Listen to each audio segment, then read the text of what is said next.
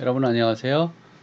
앞선 영상에서 구글이라는 회사가 어떻게 창업이 되었고 어떻게 투자자들이 모였고 그래서 급기야 이제 KPCB나 세콰이어 캐피탈과 같은 실리콘밸리를 대표하는 그런 투자 회사들로부터 거의 300억에 가까운 각각 150억씩 300억에 가까운 돈을 투자받아서 이제 명실공히 세계 최고의 슈퍼스타로 등극한 그런 얘기들까지 했죠. 그럼에도 불구하고 많은 사람들이 검색 엔진을 쓰지만 수익 모델이 제대로 없어서 돈을 벌지는 못하는 그런 좀 투자자들이 볼 때에는 저 회사가 계속 저렇게 갈 수 있을까라는 그런 의구심을 들게 하는 그런 좀 부정적인 상황까지 이제 구글이 몰리게 되는 그런 얘기들을 했습니다. 구글은 어떻게 수익 모델을 찾아냈을까 한번 보겠습니다. 구글과 달리 빌 그로스라는 사람이 이제 등장하게 되는데요. 구글에게 첫 번째 수익 모델의 아이디어를 제공한 사람입니다. 이 빌 그로스는 1958년 캘리포니아에서 태어난 분인데요. 아이디어가 굉장히 많았다고 해요. 1996년에 아이디어 랩이라는 회사를 설립하고 최초로 검색 광고 모델을 발명하게 됩니다. 지금은 이제 우리 뭐 다 알고 있는 검색 광고. 우리나라 뭐 네이버나 다음도 다 검색 광고를 하죠. 여러분이 검색어를 이제 입력을 해서 검색을 하면 먼저 그 검색과 관련된 광고주들이 뜨게 됩니다. 그 다음에 이제 여러분이 원하는 내용이 뜰 수도 있고 아니면 그 광고 중에서도 여러분이 원하는 내용을 발견할 수도 있는 그런 상황이죠. 이런 최초의 아이디어를 바로 이 빌 그로스가 만든 goto.com에서 시작했다는 거죠. goto.com의 사이트 모양인데요. 어, 검색 엔진을 기반으로 검색 광고 서비스를 하는 소위 클릭당 광고비를 받는 지금은 뭐 너무나 보편화되어 있는 그런 모델인데 이 모델을 제일 먼저 생각해낸 사람이 빌 그로스라는 사람이고 이 goto.com은 오버추어라는 이름으로 사명을 바꾸게 됩니다. 오버추어. 이 마크를 혹시 본 사람들이 있을지도 모르겠습니다. 이 오버추어는 2003년에 야후에 16억 3천만 달러, 뭐 어마어마한 돈이죠. 16억 3천만 달러에 매각이 됩니다. 오버추어는 오늘날 구글과 함께 전 세계 검색 광고의 양대 산맥이 되었어요. 초기 네이버와 다음의 검색 광고 서비스도 이 오버추어가 제공을 했었습니다. 이렇게 어마어마한 아이디어를 빌 그로스가 최초로 만든 거고요. 물론 그 당시에는 그렇게 큰 돈이 되진 않았겠죠. 인터넷이라는 것이 이제 처음 시작됐던 무렵이었으니까요. 2000년에 드디어 구글이 AdWords라는 서비스를 시작을 하는데 이게 바로 이 검색 광고 모델이에요. 당연히 특허 소송이 붙었겠죠. 오버추어가 구글을 특허 침해로 고소를 하고 2003년에 한 3년 끌었던 거죠. 소송이.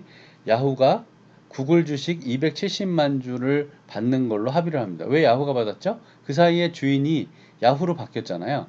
네, 고투닷컴이 야후에 팔렸기 때문에 야후가 구글 주식 270만 주, 이 돈도 뭐 어마어마한 겁니다. 그래서 이걸 받는 걸로 합의를 합니다. 즉 구글이 뭐 좀 잘못이 있었네 하고 이제 인정을 한 거죠. 구글의 애드워즈의 심볼이었고요. 2000년 6월에 구글을 야후 포털 서비스의 검색 엔진으로 계약을 합니다. 이 얘기는 무슨 얘기냐면 예를 들면 이 야후 사이트인데요. 야후의 검색 엔진이 구글 엔진으로 바뀐 거예요. 그런데 이때 조건이 뭐였냐면 구글 검색 엔진이라는 것을 티가 나지 않도록 하는 것이 야후의 요구사항이었어요. 그래서 야후의 모든 검색을 구글에 넘겨주기로 한 겁니다. 돈을 그럼 그 대가가 뭐냐? 구글 주식 370만 주를 야후에 양도하는 거예요. 요게 이미 그 goto.com 오버추어 때문에 구글 주식을 받기 이전입니다. 이건 2000년이에요. 다시 정리하면 뭐냐면 사람들이 야후에 와서 검색하는 모든 내용을 다 구글이 가져간다는 거예요. 구글 검색 엔진으로 바뀌니까. 그래서 그 대가로 구글은 자기 주식 370만 주를 야후에 주는 겁니다. 그럼 구글은 무슨 이득이 있느냐? 엄청난 검색 정보를 갖게 되는 거죠. 구글 검색 건수가 2배로 증가하고 하루 검색이 거의 1억 건에 도달합니다. 2000년 말에 이미. 이것은 데이터가 얼마나 중요한지를 알고 있었던 구글 창업자들의 결정이었던 거예요.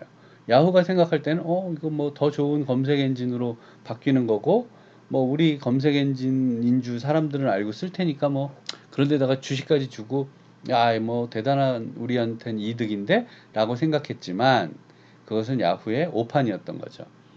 야후가 홀라당 자기 사용자들의 모든 검색 정보를 전부 구글한테 넘겨주는 그런 의사결정이었다는 것을 당시 야후는 정확하게 이해를 못했던 거죠.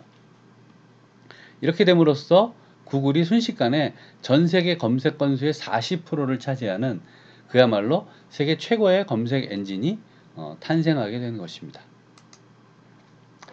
구글은 앞에서 얘기한 것처럼 많은 투자를 받았지만 수익 모델이 없어서 고민하다가 AdWords라는 서비스가 이제 돈을 벌기 시작하면서 수익 모델이 장착이 됐고요. 여기에 덧붙여서 또 하나의 수익 모델 AdSense라는 비즈니스 모델이 만들어지는데요. 이거는 뭐냐면 Gmail 프로젝트를 하다가 출발했다고 해요. 구글이 이제 만든 메일 서비스가 Gmail이지 않습니까? 어떤 거냐면 메일 안에 여러 가지 단어들이 있겠죠. 그 단어들과 광고주가 선택한 키워드를 연동하는 기술을 개발한 거예요. 즉 구글은 애드워즈를 위해서 많은 광고주들과 계약을 했겠죠. 그러니까 광고주들이 원하는 검색어들이 있을 거 아닙니까? 예를 들어 꽃 배달, 꽃하고 관련된 거, 뭐 꽃 선물, 뭐 기념일 이런 단어들이 나오면 이 꽃 배달하고 연결해 주면은 좋으니까요. 그래서 그런 연동하는 기술을 개발을 했고요. 이 애드센스를 발전시킨 사람은 수전 워츠스키라는 여직원인데 구글의 18번째 직원인데 수전 워츠스키의 여동생이 세르게이 브린하고 결혼을 하게 되고요. 다 친구들입니다. 애드센스 프로젝트의 책임자를 맡았다고 해요. 이분이 수전 워츠스키인데 지금은 이제 유튜브의 대표, 유튜브를 이끌고 있는 분입니다. 이거는 이제 어떤 서비스냐면 웹사이트 운영 사업자들에게 컨텐츠와 연관되는 키워드 광고주를 자동으로 연결해 주는 거예요. 예를 들면 아까 얘기한 것처럼 내가 그냥 나는 꽃에 관심이 많아요. 그래서 꽃에 대한 종류라든지 꽃과 관련된 얘기들을 하는 블로그를 만들었다고 칩시다. 그럼 그런 블로그들을 아까 얘기한 뭐 꽃배달 서비스 회사랑 연결한다든지 이런 것들을 하는 거예요. 그럼 나는 그냥 웹사이트만 운영하면 구글이 알아서 광고주하고 연결해서 돈을 벌어서 알아서 나한테 나눠주는 거예요. 그러니까 웹사이트를 운영하는 사람 입장에서는 너무 좋은 거죠. 내가 신경 쓸 필요가 없이 그냥 나는 사이트만 운영하는데 돈까지 벌게 되는. 이게 이제 2004년에는 구글 전체 매출의 50%를 차지할 정도로 발전하게 됩니다. 예를 들면 이게 이제 어떤 휴대폰을 파는 사이트라고 칩시다. 그럼 나는 열심히 그냥 휴대폰 파는 거예요. 그런데 구글이 이 휴대폰 파는 회사의 사이트를 방문하는 사람들은 아메리칸 온라인이라는 통신 회사의 서비스를 이용할 가능성이 높다라는 판단을 자동으로 해서 이렇게 붙여주는 겁니다. 그러면 이 사이트를 보려고 들어왔던 사람들이 만약에 이 AOL을 클릭을 해서 들어가게 되면 그것에 의한 광고 효과에 따른 광고비를 이 사이트를 운영하고 있는 사람들한테 나눠주겠다는 거예요. 수익 배분. 그러니까 이 사이트를 운영하는 사람들에게는 부가 수익이 되는 거죠. 굉장히 효과적으로 광고주들도 광고를 소진해서 좋고 웹사이트를 운영하는 사람들은 또 부가적인 수익이 되어서 좋고 구글은 많은 사람들이 구글 사이트에 머물 수 있어서 좋은 이 3자가 모두 윈윈이 되는 그런 서비스가 바로 애드센스였습니다. 네, 우리나라에도 인터넷 기업들이 많이 있습니다. 우리나라는 1997년 5월에 국내 최초로 무료 웹 메일 서비스인 한메일 서비스가 오픈을 해요.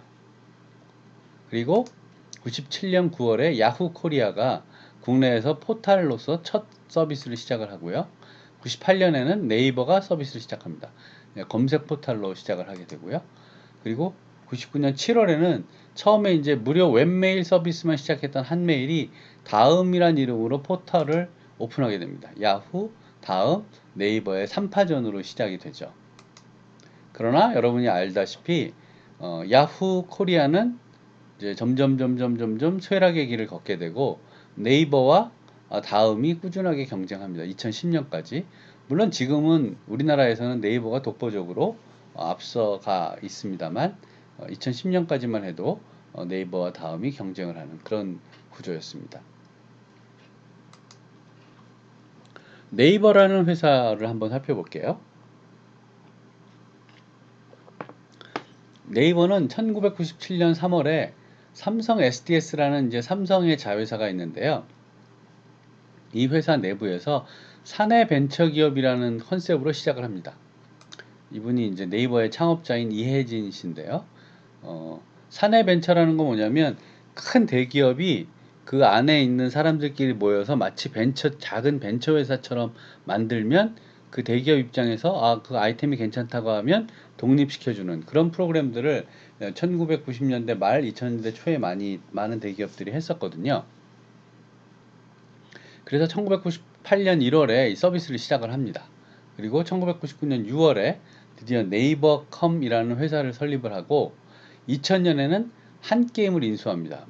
예, 고스톱 서비스로 게임으로 아주 유명했던 맞고를 유명한 한 게임을 인수하고요. 사실 이 한 게임을 창업한 사람이 이 김범수라는 분이에요. 뒤에서 보겠습니다. 지금 카카오를 창업했던 김범수 씨가 바로 이 한 게임을 창업했던 분이어서 네이버와 한 게임이 합쳐져서 NHN이라는 이름의 기업이 탄생하게 됩니다. 그리고 2002년 이게 네이버죠.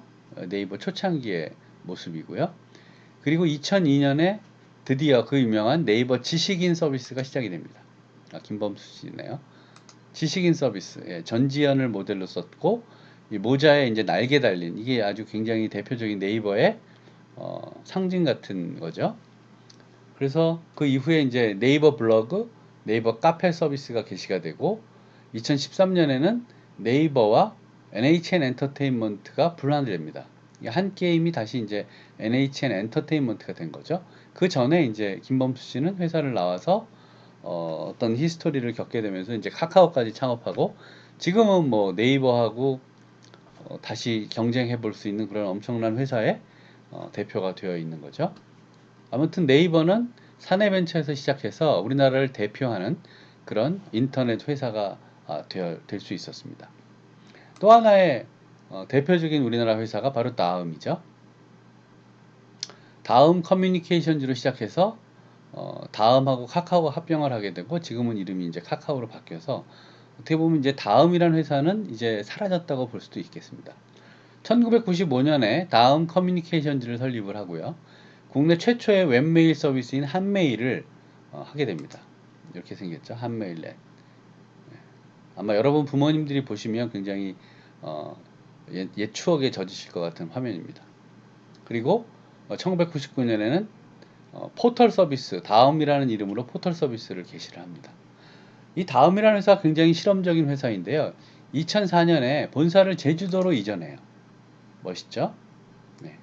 본사를 제주도로 이전해서 뭔가 이제 우리나라가 너무 서울 중심인 나라이니까 뭔가 이렇게 지방을 키우겠다는 그런 원대한 꿈을 가지고 제주도 사옥을 짓게 됩니다. 그러나 다음이 네이버와의 경쟁에서 굉장히 좀 어려움을 겪다가 드디어 2014년에 카카오와 합병하게 됩니다. 카카오와 다음. 이분은 이제 다음을 창업했던 이재용 씨고요.